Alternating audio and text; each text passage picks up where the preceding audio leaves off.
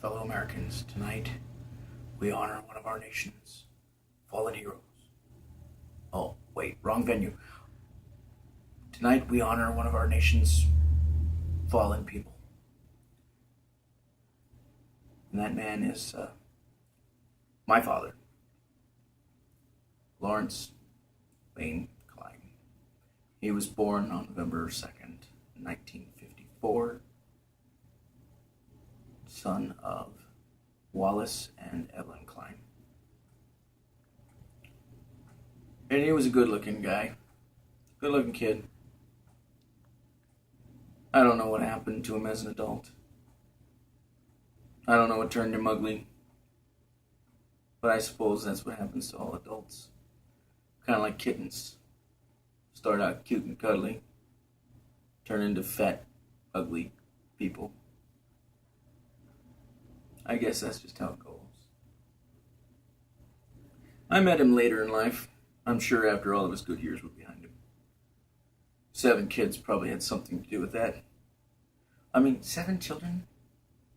What were you and Mom thinking? Well, don't get me wrong, we all love you and we're all glad to be here, but 7? I have not nearly that many, and I'm still going crazy. I'm guessing that 7 of us little brats contributed to the chaos and psychosis that ruled our household. But it wasn't all bad. No, you've given me great stories and great ways to threaten my children. I can't wait till I get the opportunity to threaten them with this story, which is that whenever they're acting up, I can tell them to go clean their room. And instead of just them going and picking up their toys, I'm going to make them clean the room Grandpa's way. I'm going to make them get on their hands and knees and pick a corner. Not just start in a corner, but pick a corner. And then go around the edges of the room.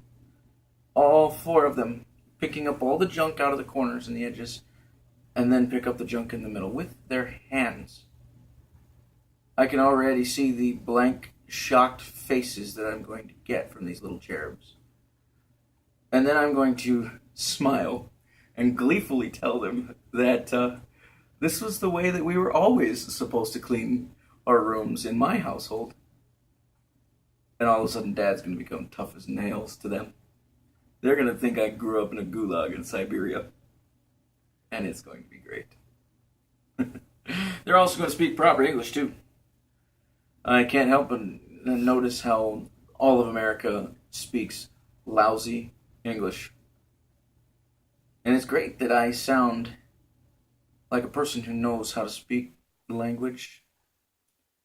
But I am plagued and troubled and bewildered by everyone else around me now. So thank you very much for that, Dad. One of the things that I always appreciated, and I think we all appreciated, was how hard Dad worked. How well he took care of all of us and supported us. And I never realized until I got older what was going on.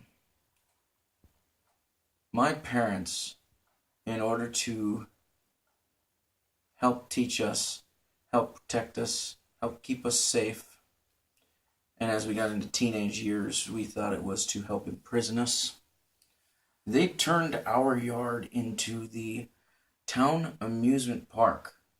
I described some of the apparatuses and play sets and toys that my father built with his own bare hands.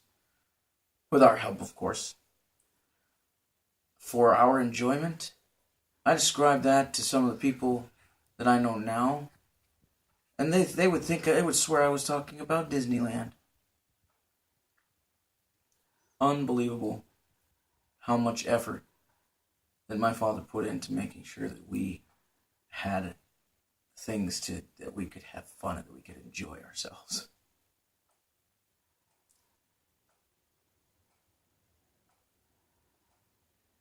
And I loved talking sports with my dad. I remember as a real little kid, I decided I didn't want to be a Dodger fan anymore. and I felt exiled for years. I wasn't a member of the family when it came to sports until I decided to be a Dodger fan again. And speaking of sports, how about those teams from LA? The Dodgers and the Lakers. I mean, don't get me wrong, I get plenty of enjoyment where I live, because where I live, it's a hockey state. When was the last time you heard California as a hockey state? But you look, and Los Angeles has the best team in the NHL. And I just love rubbing it in the faces of people who grow up playing hockey. The town where no one plays hockey ends up winning every year. And I love it. I love it. But as for those two other teams, it's a sad state of affairs. And there's really only two plausible theories for my father's untimely demise. I suppose there's three. Severe case of old. Or he finally drove my mom crazy, and she started slowly poisoning him until she finished him off. And that is a possibility, but I think that most likely what killed my father is having to watch his Dodgers choke once they got to the playoffs for the second year in a row. I can see the look on his face now. White as a ghost. Blood pressure rising to the point where his veins are about to burst right out of his forehead every time that Yasiel Puig swung at the same pitch over and over and over again. It wasn't even that they fooled him with different pitches. They used the same exact pitch and struck him out 7 times in a row. Somebody needs to smack that kid upside the head, but it's too late to save my father. And his poor little heart just finally gave up. Not that I blame him. I wouldn't want to live to see what the Lakers season's going to look like either. So I don't blame you for going early, Dad. But you left us a lot of fond memories, a lot of great stories. I can't wait to tell my kids more about what their grandpa used to do for a living. It's kind of cool, because out here, that's unheard of. I mean, my son Jonah thinks you're some kind of a secret agent working for the government, because what do? You build top secret military aircraft that no one gets to see for 10 years after they're built.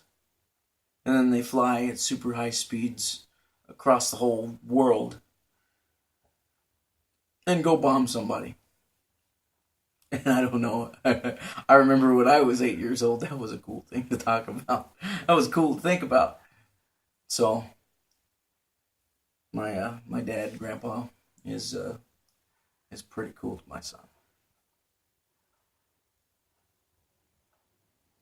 The truth is, I know you're not really dead yet, but I miss you. I love you. I miss you. And I wish I got to see you more often. But I'm happy I got to do this, because this has been a lot of fun.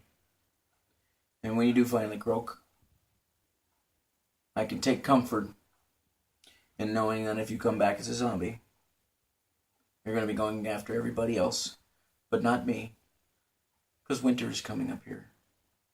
And zombies don't like the cold. And believe me, up here, it's going to be bitter cold. All right?